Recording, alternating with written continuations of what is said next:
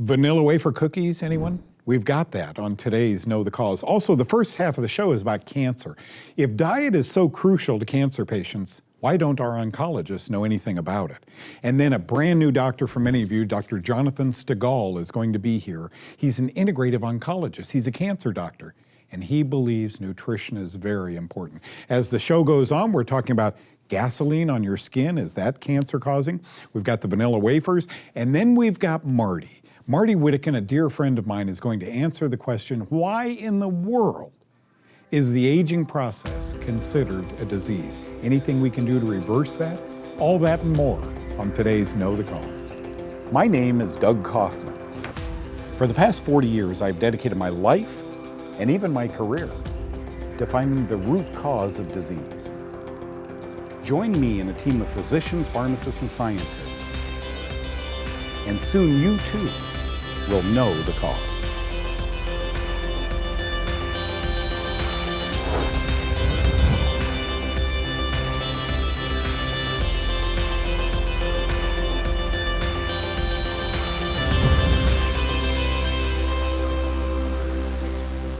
Folks, once again, I want to talk a little bit about cancer because it's so obvious out there. I mean, so many people have it. Cancer institutions are a booming business, and that makes me mad and sad simultaneously.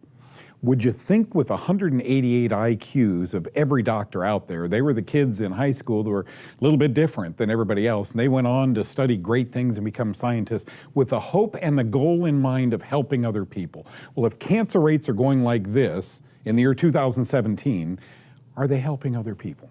Do you think they're a little frustrated that they came out of medical school to read the same papers you and I do, that 1 in 2 men and 1 in 3 women, or vice versa, are going to get cancer in their lifetimes? Is that a medical breakthrough? When was the last medical breakthrough? You want my opinion? Penicillin.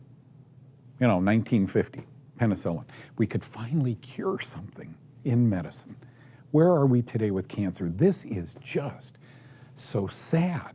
We don't have a handle on this, but there's $1 trillion in treating it. So let's keep going down that road. I don't think they're bad people. I think they're just lost. They trusted that their medical education had the answers, and it didn't, okay? So we need to ask ourselves this question. If diet is so crucial to a cancer patient's survival, why isn't it ever addressed? And I got this doctor that I'm going to introduce you to here on the PowerPoint presentation.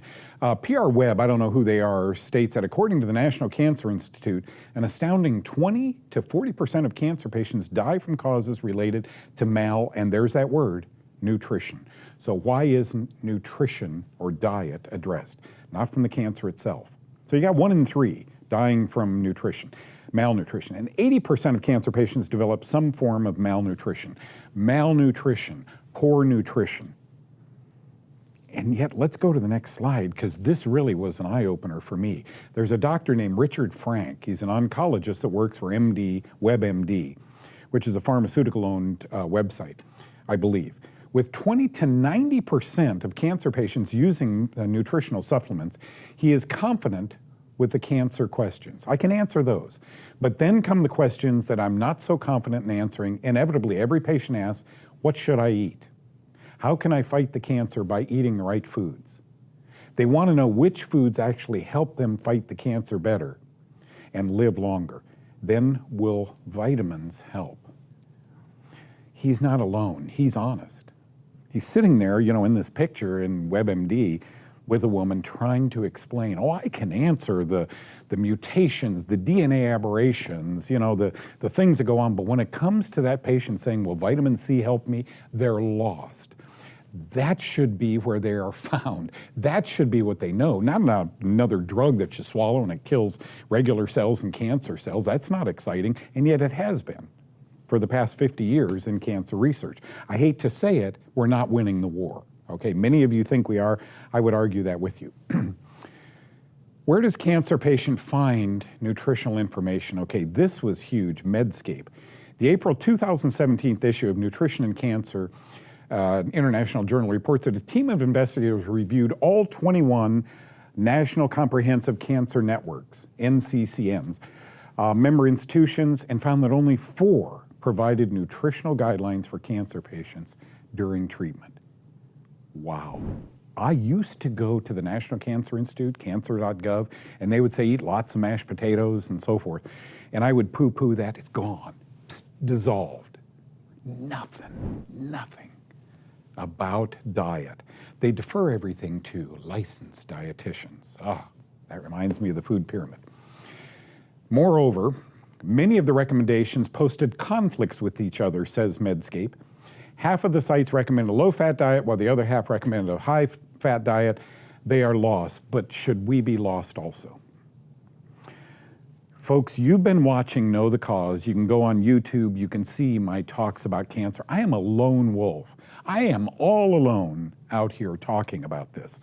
Trust me, when I'm gone, everybody will be talking about this. Fungi, not bacteria, not protozoa, not viri. Fungi release a poison that kills human tissues.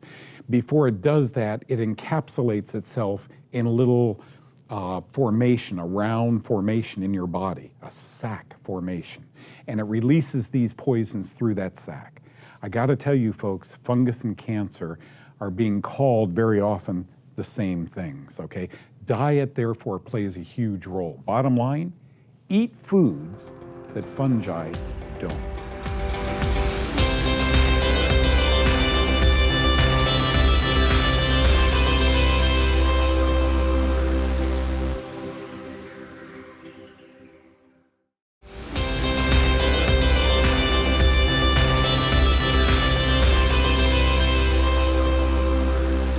Friends, I'm going to introduce you to someone right now that is an amazing doctor. He's an oncologist. Now, don't say that. Most people hear oncologist and they say, oh boy, my mom, my sister, my dad. This is an integrative oncologist. Thank you for coming in, Dr. Jonathan Stegall. We want to talk a little bit about that name. Oncology, I've spoken at meetings in oncology, so have you. And then integrative, and listen what integrative means when it comes to oncology. Well, integrative is basically taking the best of conventional or Western medicine, oncology as we know it, and blending that with the best, more natural and alternative therapies. So what that may look like is, we take advantage of chemotherapy and sometimes surgery and radiation if that's appropriate for the patient, but we also emphasize nutrition and lifestyle and other therapies in a way that's really tailored to each patient. You've got a bunch of viewers out there watching this right now and saying the best of chemo and radiation, it took my mother, and it's ugly, it doesn't just take, and yet what you have found is it fair for me to ask if we are overdosing people on chemo and radiation? Are we using too much? I think we are. We know chemotherapy works. We know it kills cancer cells in the lab and in the body. Right. But the problem is, at the doses that we typically use it at, we're giving way too much to the point where there's a lot of collateral damage. Patients are having their hair fall out, they're nauseous, they're weak, their immune systems are very low. And so we found that by using lower doses, we're still getting a valuable effect against the cancer, but we're not getting all that collateral damage. Are you able to target chemo now? If someone has, lymphoma, can you target or can you inject chemotherapy or nutrition? Can you help them in integrative oncology by targeting the cancer? We do feel that we can target the cancer cells, and it's not just about the tumor, it's also all the cancer cells floating around in the body, because that's what a lot of people aren't aware of, is we have a tumor mass, but that tumor, from the time it's very, very small, is releasing cells into the circulation called circulating tumor cells. And those are basically just cancer stem cells that are just looking for a reason to get together with their other cancer cell friends and create a metastasis somewhere else. Yeah. And so really addressing the tumor and the whole body is essential. But in terms of targeting those cells, we feel like the way we do chemotherapy in my office does a really good job of that. It's really unique. I got to tell you, years ago we began doing, I was with a doctor out here in Dallas, we began doing something called a Myers cocktail, right? Vitamin C, zinc, manganese, and so forth. My only negative to that, for all the doctors watching right now who are doing it, feel good to bump up that vitamin C. The 5 milligrams or 10 milligrams that's recommended, when we got up to bigger doses of that, we began seeing some immune, boost with all of that. You use IV vitamins. Absolutely. Okay. Absolutely. They're essential. What else do you do along the field of nutrition? Well, the IV vitamins and minerals, dietary approaches are important. So we talk about a certain cancer diet that we like. One thing I've had really great success with is something called lymph drainage therapy. So that's actually stimulating the immune system in a powerful way. I have a specialist who comes in who's trained in lymph drainage therapy, and it actually stimulates the movement of that lymphatic system, which we know is essential for the immune system. Like a massage, a body? It's similar to a massage, but it's actually equipment that's used using a very small electrical field. It sounds crazy, but it's really not. To actually get that lymph moving, because what we found in a lot of cancer patients is there's congestion of that lymphatic system. So that's needed to get those immune system cells working and going after the cancer like we want them to. In the last minute, talk to us a little bit about cancer statistics. I mean, it's scary. Oh, it really is. I mean, in America alone in 2017, we're estimated to have about 1.7 million new cancer cases and about 600,000 cancer deaths. And so that number goes up every single year. So next year it'll be even more. And so I think we need to not only intensify our fight against cancer, but we need to look at it in a different way. And go back to President Nixon in the early 70s, the war on cancer. Right. And we're going to, since then we've spent billions of dollars in research on it. We haven't really made a lot of significant gains in terms of the survival rate from cancer. So I think we need to reframe our direction. You know what, guys, we tend to, in medicine, throw money at everything, right? If we throw more money at cancer, it'll just go away. It hasn't worked. We need to throw common sense at this disease. What Dr. Stegall does is recognize every one of you as a thumbprint. You're open for patients, new patients, so there's the information if you want to become a new patient. By the way, he's in the middle of America. Hop on a plane for $99, you can go see him. If you have cancer, if you have a loved one with cancer, I'm going to recommend that you get another opinion, and you get it from this man. Thank you so much for continuing my education. Very good. Well, thank you. Thanks for having me.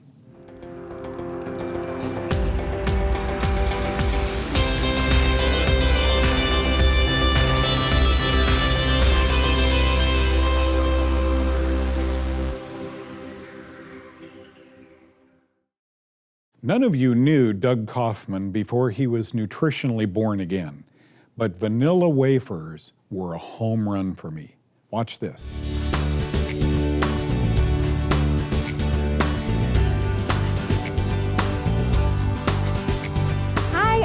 From Guiltless Superfoods. Today we're going to use our awesome Guiltless 7-seed flour to make a vanilla wafer type cookie. It's really fun to be able to use this flour now because there are so many typical things, treats, desserts that you actually kind of had to stay away from on the phase one diet. But now when we have this flour, we can create so many of those kind of fun special foods that we've loved so much. So in order to make these cookies, we're going to get started by creaming our butter. This is 1/2 cup butter, and I'm going to just throw the whole thing in there. And we're going to get that going just by itself to get it nice and soft. Okay, the butter's soft. Now I'm going to add in 1 cup of xylitol.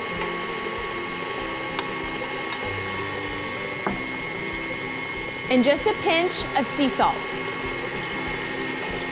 The key to a soft cookie is really to allow the butter and the sugar and the salt to cream, to get really creamy and fluffy and light and get a lot of air in there. That's what's going to give you a really soft, moist, delicious cookie. So don't rush this part of the process. Give it its time. It really does take about 4 to 5 minutes. I'm going to go ahead and put my mixer a little on higher speed, about medium-high speed is what we're going to kick it up to now.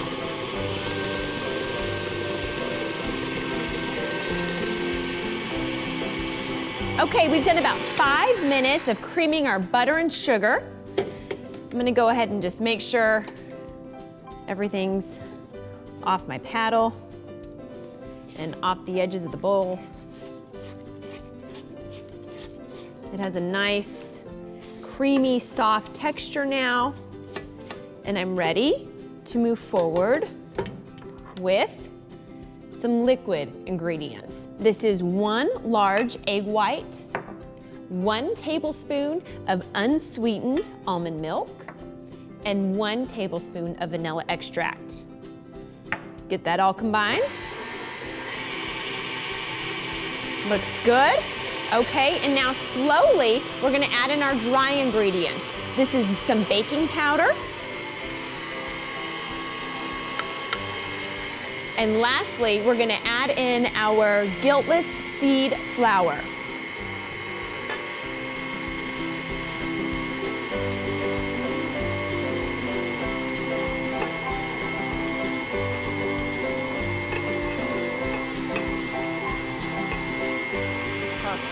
I can already tell that it's a really soft and fluffy cookie batter. This is going to be so delicious.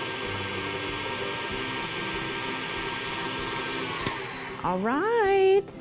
Everything looks totally mixed and combined. The flour and the butter and the sugar. Everything is incorporated.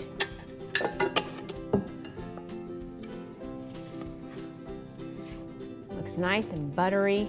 Our next step is we're gonna throw this cookie batter into a piping bag, and if you don't have a piping bag, we're gonna use a Ziploc baggie. Okay, all the cookie batter went to one corner of the bag. Get all the air out. Roll it tight. We're gonna grab our baking sheet lined with parchment paper and just snip off the corner. And now we're ready to go.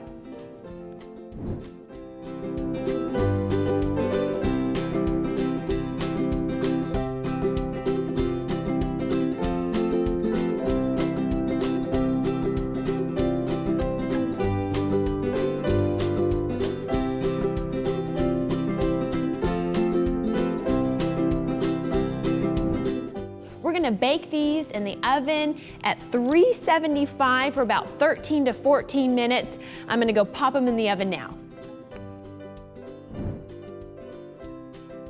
Our cookies are done. They baked at 350 for about 14 minutes in the oven. And you can see that they're perfectly baked. They're nice, a little crispy on bottom, but soft in the center. This one's for me.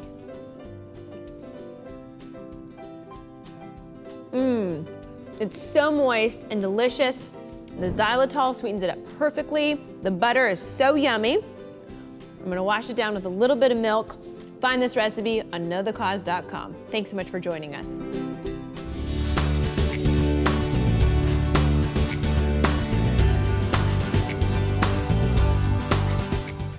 You know, in the old days, we used to have somebody pump our gas for us. Now we pump it. Did you ever release the thing and gas gets on your hand? Jenny's going to discuss that. Then after that, Kyle is going to teach us about Candida yeast killers. Watch this.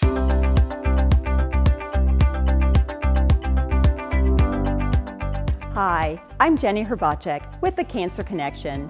When you gas up your car, do you pump one last squirt of gas after the nozzle clicks off? If so, changing that habit is something you can do in the name of cancer prevention. That last squirt can spill fuel and undermine the pump's vapor recovery system, which is designed to keep toxic chemicals such as cancer-causing benzene out of the air, where it can come in contact with your skin and get into your lungs. So when the pump clicks off, consider it done. For Know the Cause, I'm Jenny Herbacek.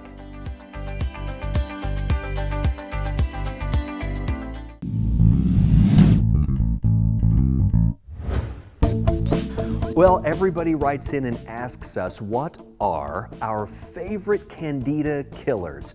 There's a million of them out there, but I'll narrow it down to 2 or 3. Number 1, medium chain triglyceride oil, or MCT oil. This comes from coconut.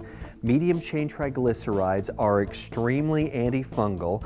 They are made up of caprylic acid, lauric acid, and capric acid, and boy, they are wonderful Candida killers, especially for the gut. Number 2, cloves. This is a weird one, but if you can just chew on cloves, yes, it might make your mouth numb, but oh my goodness, does it work at killing fungus. And number 3, I'm sorry to bore you, but it's oregano oil. I've never stopped loving this. So many studies have been done with this and the 2 others we talked about. Give these a try.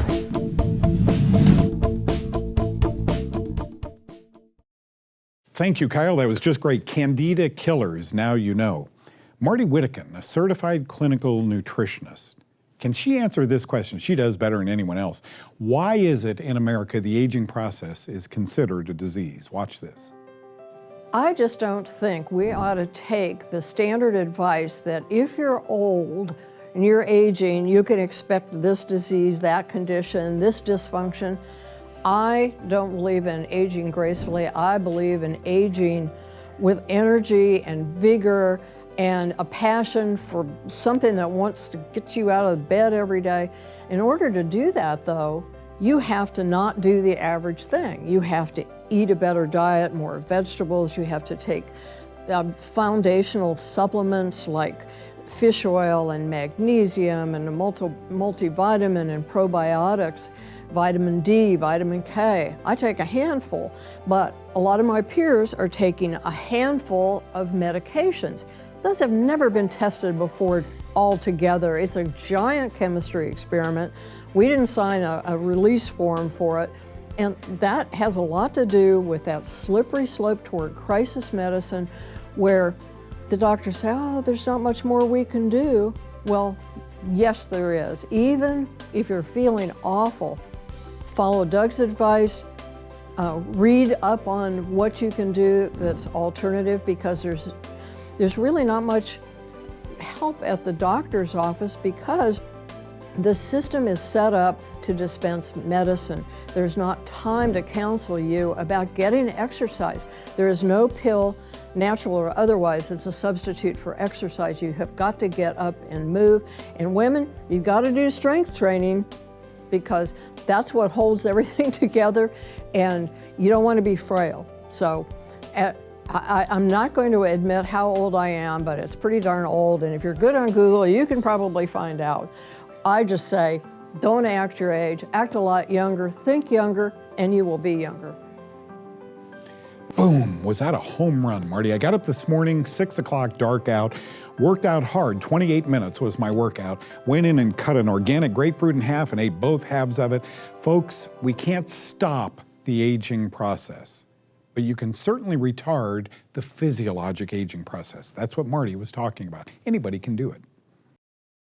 You probably recognize Marty, right? You'll see her on here again and again. She is a strong advocator for Dr. Ohhira's probiotics, and I just absolutely love her. Been a friend of mine forever.